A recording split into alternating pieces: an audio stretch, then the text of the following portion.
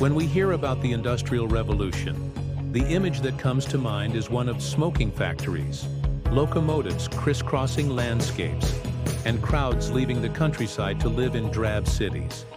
But behind those images lies a question that continues to divide historians to this day. What really drove the Industrial Revolution? Coal? The steam engine? Trade? Or perhaps it was something much deeper, invisible and human? Today, we're going to travel back in time to discover what hidden forces made possible the greatest change in human economic history.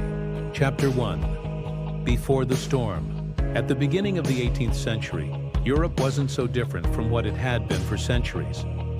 Most people lived in the countryside, growing just enough to survive. Production was slow, artisanal, and almost entirely dependent on human or animal power. However, something was quietly changing. Growing populations, expanding markets, and an insatiable appetite for new ways of consuming. The world was ready to be transformed, but the trigger was missing. Chapter 2. Coal. The dark energy of progress. Many claim the answer lies underground. Coal became the lifeblood of the Industrial Revolution. With it, factories could operate day and night, trains could move goods faster than ever before, and cities could grow without relying on water or windmills. Coal, concentrated in England, offered a strategic advantage unmatched. But while it was pivotal, it's not enough to say the revolution was fueled by coal alone. There was more to it. Chapter 3. The Steam Engine and the Energy Revolution. The steam engine, perfected by James Watt in 1776, is perhaps the most recognized symbol of the Industrial Revolution. This machine allowed human power to multiply exponentially and freed production from the whims of nature. Production could now be done anywhere, at any time. However, even with this innovation, another question arises. Why England and not somewhere else?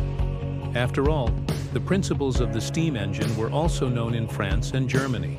Chapter 4. Institutions and Culture.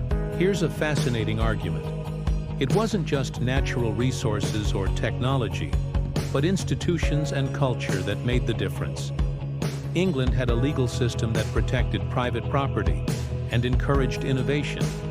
Patents allowed inventors to profit from their creations. Furthermore, a culture of experimentation, scientific curiosity, and openness to international trade created fertile ground for ideas to become reality. The Industrial Revolution was as much a cultural as a technological phenomenon. Chapter 5. The Role of Trade and Empire. We cannot forget that while England was developing factories, it was also building a vast colonial empire. The colonies not only provided raw materials, such as cotton or sugar, but also markets in which to sell manufactured goods.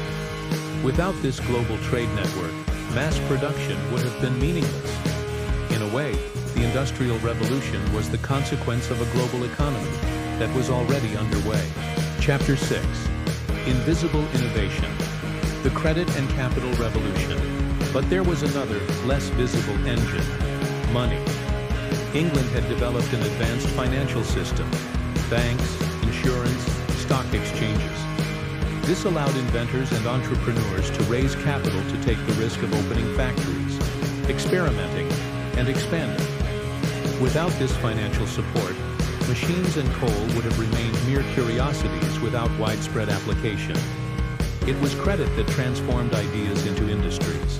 Chapter 7. The Human Factor. Work and urbanization.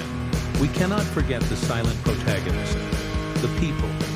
The mass migration from the countryside to the city created armies of workers willing to sell their strength to the factories. This social change, though harsh and often exploitative, was the foundation of the new industrial economy. Entire families crowded into working-class neighborhoods, giving rise to a new kind of urban life, with all its challenges and contradictions.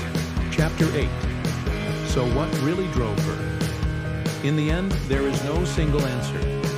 The Industrial Revolution was the result of the combination of many factors: natural resources, technological advances, strong institutions, global trade, financial capital, and above all, the human capacity to imagine a different future. It was a perfect storm in the right place at the right time. Today, looking back, we understand that the Industrial Revolution didn't just change factories, it changed the way we live, work, and think. It gave us progress, but also inequality. It gave us speed, but also pollution. It gave us more freedom, but also more dependence on complex systems. The big question then is not just what drove it, but what lessons we can learn to avoid repeating its mistakes as we live our own revolution, the digital one. If you enjoyed this video, give it a like, subscribe, and activate the bell to continue exploring the secrets of economics together.